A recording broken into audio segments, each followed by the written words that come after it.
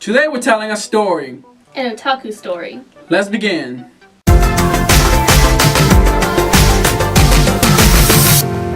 What is going on, everybody? Welcome back to Anime Somna, the channel for otakus by otakus. As always, I am Woo-sama. And I am Kitsune. And today we're doing the very first My Otaku-Self. Yay, banner! We originally wanted to do it in the form of a comedy skit. Unfortunately, soon we realized that the studio budget is just not gonna cut it. So we decided to animate it. Well, animated-ish. I kinda just asked Kitsune to do a bunch of different drawings. Yeah, so many drawings. In this segment, we're gonna tell you our otaku stories. They either be otaku or anime related. So quit wasting your time and let's get to it. What are we gonna call the story? Let's see. How about we call it Getting Busted by FedPress. Let's get to it. So this story is fairly new. It happened about 5 months ago. I was in the studio listening to music, and by music I mean those anime intros.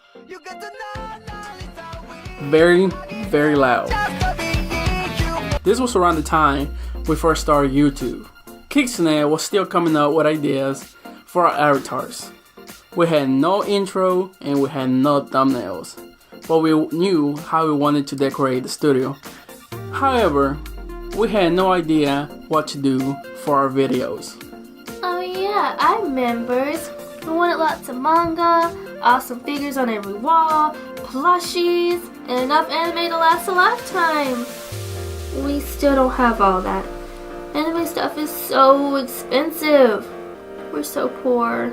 We wanted to start a collection anyways. I went over to Good Smile Company where I found some cool Miku Hatsune figures for only $45 each. Because of that, I had to eat ramen noodles for the rest of the week. And I'm not talking about those good noodles with eggs, cheese, and meat either.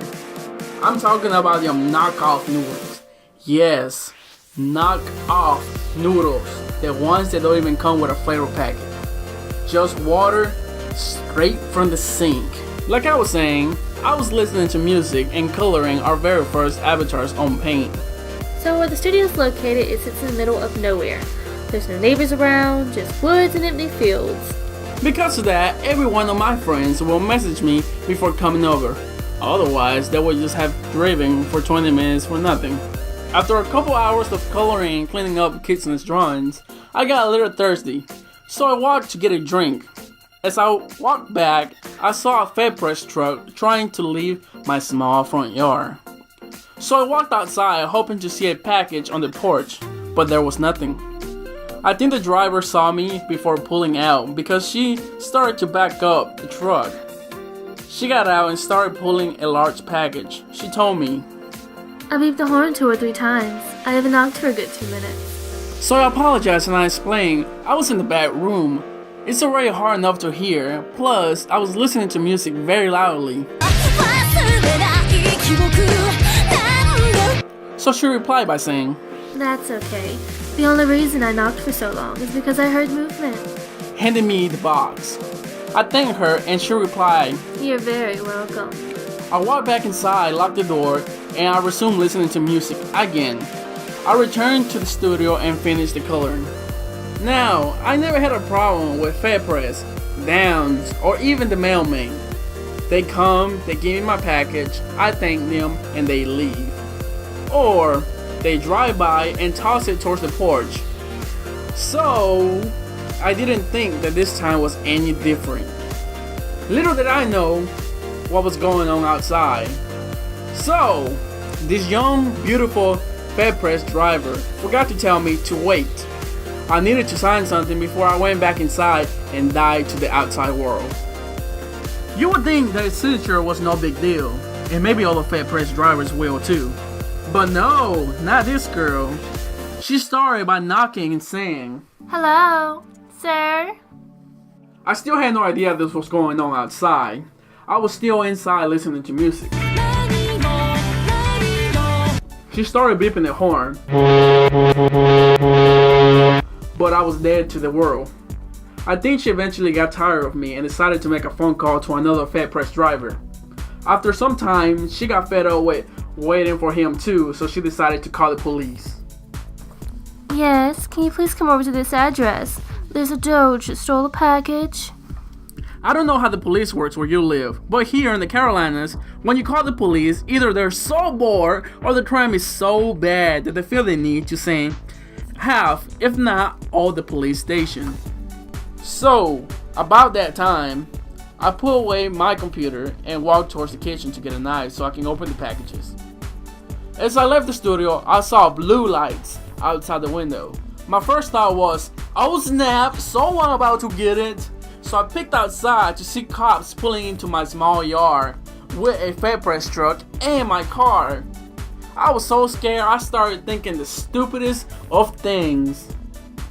Oh no, I'm going to jail. Did they find out that I can get 3 gummies out of the grocery store machine with only 1/4? But how? I did this at least once every 2 weeks for the last 6 months. That makes it 24 weeks, so that's 12 times, that makes 36 combos. I paid for 12, so I got 24 for free. That's $6. Oh, $6. Yeah, I'm going to jail. So I opened the front door and see the FedPress girl talking to the cop. He went inside and he never came back out. The cop looked at me. Then the other cops looked at me from behind their car doors. He called me over and I explained what happened. After that, he came inside the studio to make sure I wasn't lying. He pulled my earbuds and had one of his boys beep the horn of his police car.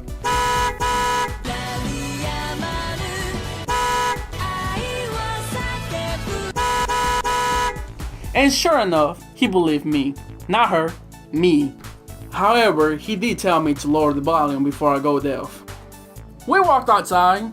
I signed for my package, and the other FedPress truck rolling and parked on the other side of the road since my driveway was packed with police cars. He got out, and the FedPress girl said, "About time you got here."